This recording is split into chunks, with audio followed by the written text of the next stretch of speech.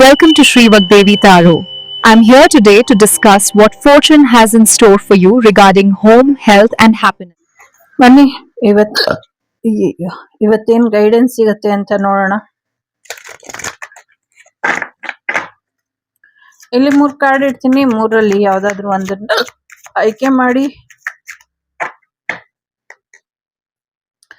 ಮೊದಲನೇದು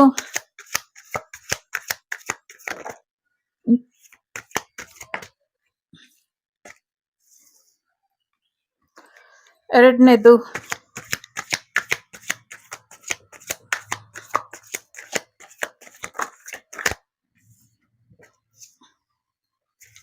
ಮೂರನೇದು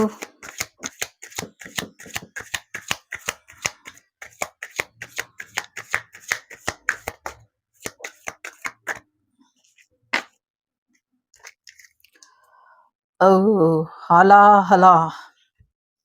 ಏನೋ ಒಂದಷ್ಟು ಕಹಿಯಾದ ವಿಚಾರಗಳು ನಿಮ್ಗೆ ಗೊತ್ತಾಗುವಂತ ಸಾಧ್ಯತೆಗಳಿದೆ. ಸೊ ಅದನ್ನ ಗೊತ್ತಿದ್ದು ಗೊತ್ತಿಲ್ದಂಗೆ ಮ್ಯಾನೇಜ್ ಮಾಡಿ ಅನ್ನುವಂಥದ್ದು ಇದೆ. ಜೊತೆಗೆ ಫ್ಯಾಮಿಲಿಗೋಸ್ಕರ ಏನೋ ತ್ಯಾಗ ಮಾಡಕ್ಕೆ ಹೊರಟಂತೆ ಕಾಣುತ್ತಾ ಇದೆ ನೀವು. ಸ್ವಲ್ಪ ಹುಷಾರಾಗಿರಿ. ತ್ಯಾಗನೂ ಮಾಡ್ಬೇಕಾಗಿಲ್ಲ ನೀವು ಇವಾಗ ಸದ್ಯಕ್ಕೆ. ಬೇಕಾದ್ರೆ ನಿಮ್ಗೋಸ್ಕರ ಒಂದಷ್ಟು ಜನ ತ್ಯಾಗ ಮಾಡ್ಲಿ ಅನ್ನುವಂಥದ್ದು ಇದೆ. ಓಕೆ,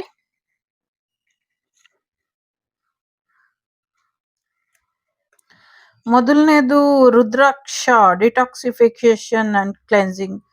ರುದ್ರಾಕ್ಷಿನ ಧರಿಸಿ, ಇದರಿಂದ ನಿಮ್ಗೆ ಹೆಚ್ಚಿನ ಒಳಿತಾಗುತ್ತೆ ಅನ್ನುವಂಥದ್ದು ಇದೆ. ಸೊ ಒಂದಷ್ಟು ನೀವೇನಾದ್ರೂ ರುದ್ರಾಕ್ಷಿನ ಧರಿಸ್ತಾನೆ ಇದ್ರೆ ಅದನ್ನ ಶುದ್ಧೀಕರಿಸಿ ಅನ್ನುವಂಥದ್ದು ಇದೆ. ಡಿಟಾಕ್ಸಿಫೇಷನ್ ಮಾಡ್ಕೊಳ್ಳಿ. ಒಂದ್ ನಿಮಿಷ. ಡಿಟಾಕ್ಸಿಫೇಷನ್ ಮಾಡ್ಕೊಳ್ಳಿ ಅಂತ ಇದೆ. ಸ್ವಲ್ಪ ಹೆಚ್ಚಿನ ಎಷ್ಟು ನೀರು ಕುಡಿದ್ರು ಬಿಕ್ಕಳಕ್ಕೆ ಹೋಗ್ತಾ ಇಲ್ಲ. ಓಕೆ, ಯಾರೋ ತುಂಬಾ ನೆನೆಸ್ಕೊಳ್ತಿದ್ದೀರಾ. ಸೊ ಸದ್ಯಕ್ಕೆ ಒಂಚೂರು ಕ್ಲೆನ್ಸ್ ಮಾಡ್ಕೊಳ್ಳಿ ನಿಮ್ಮನ್ನ ಅನ್ನುವಂಥದ್ದು ಇದೆ. ಸೊ ಮಂತ್ರ ಜಪನ ಮಾಡಿ, ಕಷ್ಟದ ಸಮಯದಲ್ಲಿ ಹೆಚ್ಚು ಅನುಕೂಲ ಆಗತ್ತೆ. ಶಿವ ಜಪನ ಮಾಡಿ ಅನ್ನುವಂಥದ್ದು ಇದೆ. ಜೊತೆಗೆ ಒಂದಷ್ಟು ಓಂ ನಮೋ ಭಗವತೆ ರುದ್ರಾಯ ಅಂತ ಜಪಾನ ಮಾಡಿ. ಇದರಿಂದ ನೀವು ಅನ್ಕೊಂಡಿರೋದೆಲ್ಲವೂ ಕೂಡ ಆಗತ್ತೆ. ಸೊ ಎಷ್ಟು ನೀರು ಕುಡಿದ್ರು ಹೋಗ್ತಾ ಇಲ್ಲ. ಈಗ ಹಾಲು ಕುಡಿದು ನೋಡ್ತೀವಿ.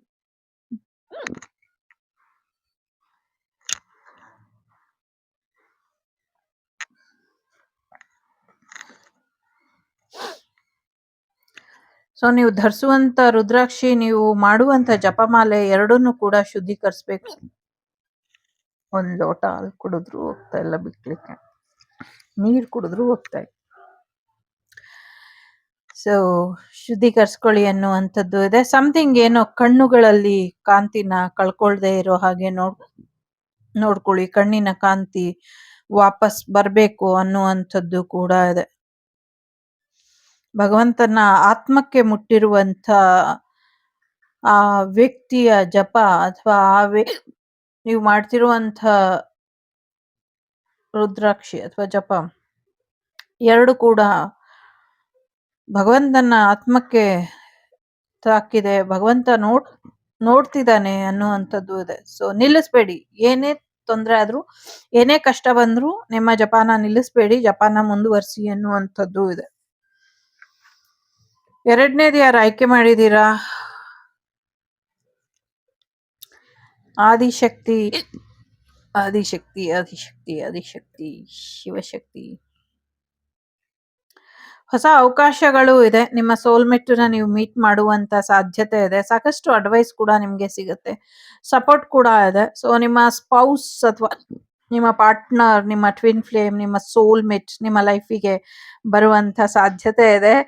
ಇಲ್ಲಿ ಟು ಬಿ ಹಾನೆಸ್ಟ್, ನೀವಿವಾಗ ಹೇಗೆ ಹೇಳೋದು ಅಂತ ಗೊತ್ತಿಲ್ಲ ನಂಗೆ ಬರ್ತಿರೋಂತ ಎನರ್ಜಿನ. ಅದು ಏನೇ ಆಗಿರ್ಲಿ, ನಿಮ್ಮನ್ನ ಭಗವಂತ ಇದ್ರೆ ಸಾಕು ಅನ್ಕೊಂಡಿದೀರಾ. ಭಗವಂತಂಗ್ ಗೊತ್ತಿದೆ ನಿಮ್ಮನ್ನ ಎಲ್ಲಿ ಕರ್ಕೊಂಡು ಹೋಗಿ ನಿಲ್ಲಿಸ್ಬೇಕು, ಯಾಕೆ ಭೂಮಿ ಮೇಲೆ ಕರ್ಕೊಂಡ್ ಬಂದಿದೀನಿ, ಯಾರ್ ಜೊತೆ ನಿಮ್ಮನ್ನ ಸೇರ್ಸ್ಬೇಕು, ಯಾರ್ ನಿಮ್ಗೆ ಇಂಪಾರ್ಟೆಂಟ್ ಅನ್ನೋದ್ಕಿಂತ ನಿಮ್ಗೆ ಯಾರು ಇಂಪಾರ್ಟೆಂಟ್ ಅನ್ನೋದು ನಿಮ್ಗೆ ಗೊತ್ತಾಗ್ದಿರ ಇರಬಹುದು. ಯಾರಿಗ್ ನೀವ್ ಇಂಪಾರ್ಟೆಂಟ್, ಯಾರಿಗ್ ನಿಮ್ಮನ್ ಕೊಡ್ಬೇಕು ಅನ್ನೋದು ಭಗವಂತನಿಗೆ ಗೊತ್ತಿದೆ. ಆ ಭಗವತಿಗೆ ಗೊತ್ತಿದೆ, ಚಾಮುಂಡೇಶ್ವರಿಗೂ ಗೊತ್ತಿದೆ. ಹಾಗಾಗಿ ಅವರಿಗೆ ಆ ತಾಯಿ ನಿಮ್ಮನ್ನ ಕೊಡ್ತಾಳೆ, ಆ ಭಗವಂತ ನಿಮ್ಮನ್ನ ಅವ್ರಿಗೆ ಕೊಡ್ತಾರೆ ಅನ್ನುವಂಥದ್ದು ಇದೆ. ಅಷ್ಟು ಸುಲಭ ಅಲ್ಲ ನೀವು ಭಗವಂತನ ಕಣ್ ತಪ್ಸಿ ಕೈ ತಪ್ಸಿ ಹೋಗುವಂಥದ್ದು. ನಿಮ್ಮ ಜೀವನ ತುಂಬಾ ಅಮೂಲ್ಯವಾದದ್ದು. ದುಡುಕಿ ಯಾವ್ದೋ ನಿರ್ಧಾರನ ತಗೊಳಕ್ಕೆ ಹೋಗ್ಬೇಡಿ ಅನ್ನುವಂಥದ್ದು ಇದೆ. ಆರೋಗ್ಯದ ಕಡೆ ಗಮನನ ಕೊಡಿ ಅನ್ನುವಂಥದ್ದು ಇದೆ. ಭಗವಂತನ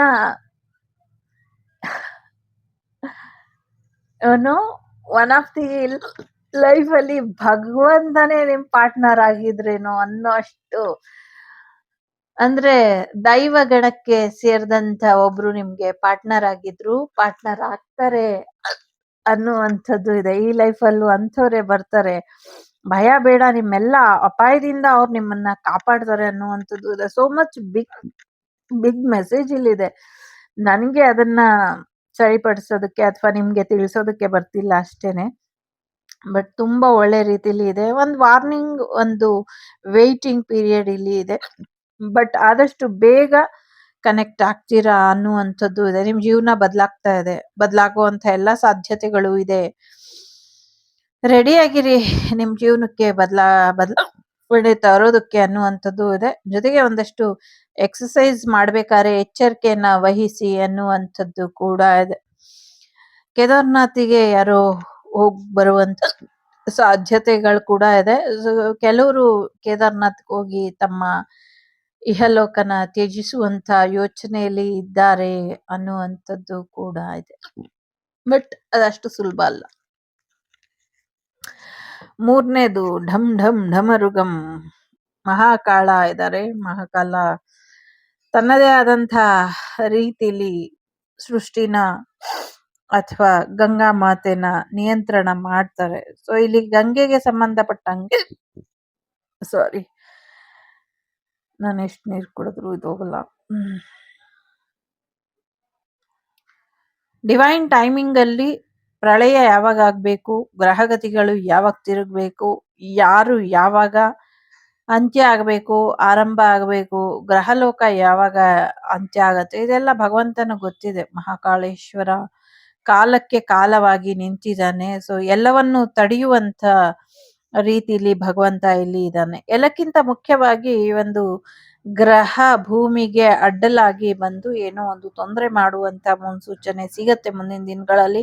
ಮಹಾಕಾಳನ ಆರಾಧನೆಯಿಂದ ಆ ಗ್ರಹ ಪಕ್ಕಕ್ಕೆ ಸರಿದು ಹೋಗೋದನ್ನ ನಾವೆಲ್ಲರೂ ಪ್ರತ್ಯಕ್ಷವಾಗಿ ನೋಡ್ತೀವಿ. ಇದು ಕಲಿಯುಗದಲ್ಲಿ ಮಹಾಕಾಳೇಶ್ವರ ಭಗವಂತನ ಒಂದು ಪವಾಡ, ವಿಸ್ಮಯದ ಇನ್ನೊಂದು ಸಾಕ್ಷಿ ನಮ್ಗೆ ನೋಡ್ಲಿಕ್ಕೆ ಸಿಗತ್ತೆ ಅನ್ನುವಂಥದ್ದು ಇದೆ. ನಿಮ್ ಜೀವನದಲ್ಲಿ ಏನೇ ನಡೀತಾ ಇದ್ರು ಶಿವನ್ನ ನಂಬಿದೀರಾ, ಶಿವನ್ನ ನಂಬಿ ಮುನ್ನಡೀರಿ ಅನ್ನುವಂಥದ್ದು ಇದೆ. ಶಿವ ತನ್ನಂತಾನು ಯಾವಾಗ್ಲೂ ಪ್ರೆಸೆಂಟೇಬಲ್ ಆಗಿ ಇಟ್ಕೊಂಡಿರ್ತಾನೆ ನಿಮ್ ಜೀವನದಲ್ಲಿ. ನಿಮ್ಮನ್ನ ಕೆಲವು ಸತಿ ಪ್ರಿಪೇರ್ ಮಾಡ್ತಿರ್ತಾನೆ. ನಿಮ್ಮನ್ನ ನೀವು ಕೂಡ ಪ್ರಿಪೇರ್ ಮಾಡಿ ಇಟ್ಕೊಳ್ಳಿ. ಒಂದಷ್ಟು ಅದ್ಭುತವಾದಂಥ ಚಮತ್ಕಾರಿ ವಿಚಾರಗಳು ನಿಮ್ಮ ಜೀವನದಲ್ಲಿ ಬದಲಾವಣೆನ ತರ್ತಾ ಇದೆ ಅನ್ನುವಂಥದ್ದು ಇದೆ. ಎಕ್ಸ್ಟ್ರಾರ್ಡಿನರಿ ಒಂದು ಮೆಸ್ಮರೈಸಿಂಗ್ ಚಮತ್ಕಾರ ನಿಮ್ಮ ಜೀವನದಲ್ಲಿ ಆಗತ್ತೆ, ಅನುಭವ ಮಾಡ್ತೀರಾ, ಇದು ಸತ್ಯ ಇದೆ ಸರ್ ಅನ್ನುವಂಥದ್ದು ಕೂಡ ಇದೆ.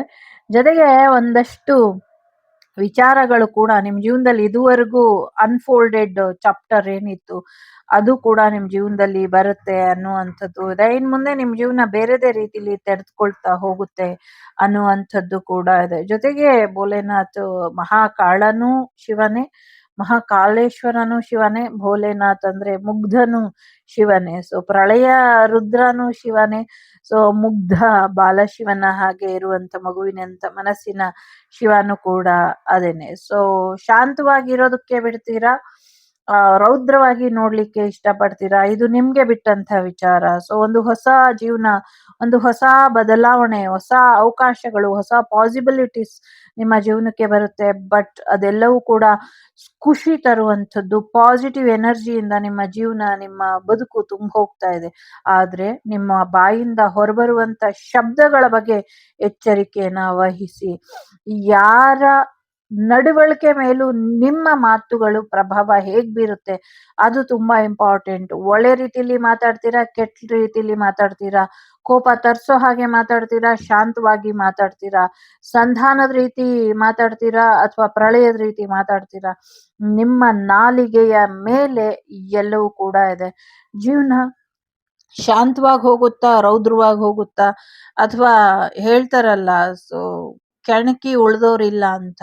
ಹಾಗೆ ನಿಮ್ಮ ನಾಲಿಗೆ ಒಂದೇ ರೀತಿಲಿ ಒಳ್ಳೇದಕ್ಕೆ ಉಪಯೋಗಿಸ್ಕೊಬೇಕು.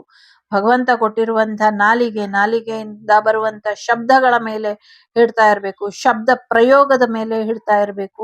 ಸಾಕಷ್ಟು ಒಳ್ಳೆಯ ರೀತಿಲಿ ನಿಮ್ಮ ಪದಗಳನ್ನ ನೀವು ಪ್ರಯೋಗ ಮಾಡ್ಬೇಕು, ಕೆಟ್ಟ ರೀತಿಲಿ ಮಾಡಬಾರ್ದು. ಪ್ರಳಯಕ್ಕೆ ಸೂಚನೆ ಕೊಡೋರು ನೀವೇನೆ, ಶಾಂತವಾಗು ಅಂತ ಹೇಳೋರು ನೀವೇನೆ. ಸೊ ಹಾಗಾಗಿ ಭಗವಂತ ಶಾಂತವಾಗಿರ್ಬೇಕಾ, ರೌದ್ರವಾಗಿರ್ಬೇಕಾ, ಇದು ನಿಮ್ಗೆ ಬಿಟ್ಟಂತ ವಿಚಾರ. ನಿಮ್ಮ ನಾಲಿಗೆನ, ನಿಮ್ಮ ನಡವಳಿಕೆನ ನೀವು ಹೇಗೆ ಇಟ್ಕೊಳ್ತೀರೋ ಹಾಗೆ ನಿಮ್ಮ ಜೀವನ ಅನ್ನೋದು ಇರುತ್ತೆ. ಸೊ ನಾಲಿಗೆ ಯಾವಾಗ್ಲೂ ಕತ್ತಿಗಿಂತ ಹರ್ತವಾದದ್ದು ಅಂತ ಹೇಳ್ತಾರೆ. ಸೊ ಕತ್ತಿಗಿಂತ ಹರ್ತವಾಗಿರುವಂತ ನಾಲಿಗೆನ ಕಂಟ್ರೋಲ್ ಅಲ್ಲಿ ಇಡಬೇಕು. ನಿಮ್ಗೆ ನಿಮ್ ನಾಲಿಗೆ ಕಂಟ್ರೋಲ್ ಅಲ್ಲಿ ಇಟ್ಕೊಳಕ್ ಆಗ್ತಿಲ್ಲ ಅಂದ್ರೆ ಬಗಲಾಮುಖಿ ದೇವಿಯ ಆಶೀರ್ವಾದನ ತಗೊಳ್ಳಿ. ಅಮ್ಮ, ನನ್ನ ಮಾತು ನನ್ನ ನಿಯಂತ್ರಣದಲ್ಲಿ ಇರ್ಲಿ, ನಾನು ಯಾರಿಗೂ ಕೆಟ್ಟದ್ ಮಾತಾಡಲ್ಲ, ಕೆಟ್ಟದ್ ಹೇಳಲ್ಲ, ಕೆಟ್ಟ ಮಂತ್ರೋಪಚಾರ ಮಾಡಲ್ಲ, ಕೆಟ್ಟ ರೀತಿಯಲ್ಲಿ ಪದ ಪ್ರಯೋಗ ಮಾಡೋದಿಲ್ಲ, ತಪ್ಪು ನುಡಿಯೋದಿಲ್ಲ, ತಪ್ಪು ನುಡ್ಸೋದಿಲ್ಲ, ಇನ್ನೊಬ್ಬರ ಕ್ರೋಧಕ್ಕೆ ನಾನು ಒಳಗಾಗೋದಿಲ್ಲ. ಸೊ ನನ್ ಮೇಲೆ ನಂಗೆ ಸ್ವಯಂ ನಿಯಂತ್ರಣ ಕೊಡು, ನನ್ಗೆ ಸದ್ಬುದ್ಧಿ ಕೊಡು, ನನ್ನ ನಾಲಿಗೆಗೆ ಒಳ್ಳೆಯ ರೀತಿಯ ಶಬ್ದಗಳನ್ನು ಮಾತಾಡೋದಕ್ಕೆ ಅವಕಾಶ ಮಾಡಿಕೊಡು. ಹೀಗೆ ನೀವು ಕೇಳ್ಕೊಳ್ಳಿ ಅನ್ನುವಂಥದ್ದು ಇದೆ. ಕವಿರತ್ನ ಕಾಳಿದಾಸರು ತಮ್ಮ ನಾಲ್ಗೆ ಮೇಲೆ ಓಮನ್ನ ಬರ್ಸ್ಕೊಂಡು, ಸೊ ಎಷ್ಟು ದೊಡ್ಡ ಕವಿಗಳಾದ್ರೂ ನಮ್ಗೆ ಇತಿಹಾಸನೂ ಇದೆ, ಮತ್ತೆ ಪಿಕ್ಚರ್ ಅಲ್ಲೂ ನಾವು ನೋಡಿದೀವಿ. ಹಾಗೆ ನಾಲಿಗೆನ ಶುಭ್ರವಾಗಿ ಇಟ್ಕೊಳ್ಬೇಕು, ಮಾತಿನ ಮೇಲೆ ಇಡ್ತಾ ಇರ್ಬೇಕು. ಸಾಕಷ್ಟು ಚಾಲೆಂಜಸ್, ಸಿಚುವೇಶನ್ ಎಲ್ಲ ಬರ್ಬೋದು ನಿಮ್ಮ ಜೀವನದಲ್ಲಿ. ನಿಮ್ಮ ಕೋಪನ ಕಂಟ್ರೋಲ್ ಅಲ್ಲಿ ಇಟ್ಕೊಳ್ಳಿ. ಮಾತಾಡಿದ್ರೆ ಹೋಯ್ತು, ಮುತ್ತೊಡಿದ್ರೆ ಹೋಯ್ತು. ನಿಮ್ಮ ಮಾತಿನ ಮೇಲೆ ನಿಮ್ಮ ಭವಿಷ್ಯ ನಿರ್ಧಾರ ಆಗಿದೆ. ಮುಂದಿನ ದಿನಗಳಲ್ಲಿ ನಿಮ್ಮ ಮಾತಿಂದ ಒಳ್ಳೇದು ಆಗತ್ತೆ, ಕೆಟ್ಟದ್ದು ಆಗತ್ತೆ. ಬರೀ ಒಳ್ಳೇದಷ್ಟೇ ಆಗೋ ಹಾಗೆ ನೋಡ್ಕೊಳ್ಳಿ, ಶಾಂತವಾಗಷ್ಟೇ ಇರೋ ಹಾಗೆ ನೋಡ್ಕೊಳ್ಳಿ ಅನ್ನುವಂಥದ್ದು ಇದೆ. ಇದು ಹೇಗೆ ನಿಮ್ಮನ್ನ ನೀವು ಸರಿಪಡಿಸ್ಕೊಳ್ಬಹುದು ಅಂದ್ರೆ, ಸೊ ಧ್ಯಾನದ ಮುಖೇನ ನಿಮ್ಮನ್ನ ನೀವು ಸರಿಪಡಿಸ್ಕೊಳ್ಬಹುದು. ಚಕ್ರ ಹೀಲಿಂಗ್ ಮಾಡ್ಕೊಳ್ಳಿ, ಚಕ್ರ ಬ್ಯಾಲೆನ್ಸ್ ಮಾಡ್ಕೊಳ್ಳಿ. ಎಲ್ಲಕ್ಕಿಂತ ಮುಖ್ಯವಾಗಿ ನಿಮ್ಮ ಥ್ರೋಟ್ ಚಕ್ರನ ಹೀಲ್ ಮಾಡ್ಕೊಳ್ಳಿ, ಕುಂಡಲಿನಿ ಶಕ್ತಿನ ಆಕ್ಟಿವೇಟ್ ಮಾಡ್ಕೊಳ್ಳಿ ಅನ್ನುವಂಥದ್ದು ಇದೆ. 7 ಚಕ್ರನ ನೀವು ಹಾರ್ಮೋನೈಸ್ ಆಗಿ ಇಟ್ಕೊಂಡಿದ್ದೇ ಆದ್ರೆ, ಸೊ ನಿಮ್ಮ ಜೀವನದಲ್ಲಿ ಇನ್ನ ಹೆಚ್ಚು ಆಧ್ಯಾತ್ಮಿಕತೆ ಬರುತ್ತೆ. ಸ್ಪಿರಿಚುವಲಿ, ಫಿಸಿಕಲಿ, ಮೆಂಟಲಿ, ಮೆಟೀರಿಯಲಿ ಎಲ್ಲ ರೀತಿಲೂ ನಿಮ್ಗೆ ಒಳ್ಳೇದಾಗತ್ತೆ. ಧ್ಯಾನದ ಮುಖೇನ ನೀವು ಧ್ಯಾನನ ಮಾಡಿ ಶಾಂತ ಮೂರ್ತಿಯಾಗಿ ಶಿವನನ್ನ ಪ್ರಾರ್ಥಿಸಿ. ಇದರಿಂದ ನಿಮ್ಗೆ ಹೆಚ್ಚಿನ ಒಳಿತಾಗತ್ತೆ. ಚಕ್ರ ಬ್ಯಾಲೆನ್ಸ್ ಇಂದ ತುಂಬಾ ಒಳ್ಳೆಯ ಬೆನಿಫಿಟ್ ನಿಮ್ಗೆ ಇದೆ. ಸೊ ನಿಮ್ಮ ದೇಹ ಹೇಗಿರ್ಬೇಕು, ನಿಮ್ಮ ಮನಸ್ಸು ಹೇಗಿರ್ಬೇಕು, ನಿಮ್ಮ ಆತ್ಮದ ಆಲೋಚನೆಗಳು ಹೇಗಿರ್ಬೇಕು, ನಿಮ್ಮ ದೇಹದ ಭಾಷೆ ಹೇಗಿರ್ಬೇಕು, ನಿಮ್ಮ ನಾಲಿಗೆ ಎಷ್ಟು ಹಿಡಿತದಲ್ಲಿ ಇರಬೇಕು, ಇದನ್ನ ತಿಳ್ಕೊಂಡು ಮುಂದುವರಿರಿ ಅನ್ನುವಂಥದ್ದು ಇದೆ. ಆಗಿಲ್ಲ ಅಂದ್ರೆ ಮೌನಕ್ಕೆ ಶರಣಾಗಿ ಮೌನವಾಗಿ ಇರೋದನ್ನ ಕಲ್ತ್ಕೊಳ್ಳಿ ಅನ್ನುವಂಥದ್ದು ಇದೆ. ಸೊ ಕೆಲವು ಕಡೆ ನಿಮ್ ಕೈಲಿ ಮಾತು ಕಂಟ್ರೋಲ್ ಆಗಲ್ಲ ಅಂದ್ರೆ ಮೌನವಾಗಿದ್ಬಿಡಿ. ಜಗಳಕ್ಕೆ ನಾಂದಿ ಆಡುವಂತ ಸಾಕಷ್ಟು ವಿಚಾರಗಳು ಇಲ್ಲಿ ಕಾಣಿಸ್ತಾ ಇದೆ. ಅದಕ್ಕೆ ಅವಕಾಶನ ಕೊಡಬೇಡಿ. ಜೊತೆಗೆ ಒಂದಷ್ಟು ಗ್ರಹಗಳಿಗೆ ಸಂಬಂಧಪಟ್ಟಂಗೆ ಏನೋ ಒಂದಷ್ಟು ಸಮಸ್ಯೆಯನ್ನ ಮಾಡ್ತಾ ಇದ್ದೀರಾ, ಅಥವಾ ತಪ್ಪು ಮಂತ್ರನ ಉಚ್ಚಾರಣೆ ಮಾಡ್ತಾ ಇದ್ದೀರಾ. ಇದ್ರ ಬಗ್ಗೆ ಹೆಚ್ಚಿನ ಎಚ್ಚರಿಕೆಯನ್ನ ವಹಿಸಿ ಅನ್ನುವಂಥದ್ದು ಇದೆ. The Shrivak Devi Tarot channel is so glad to see you again. Thank you for watching our tarot card readings today.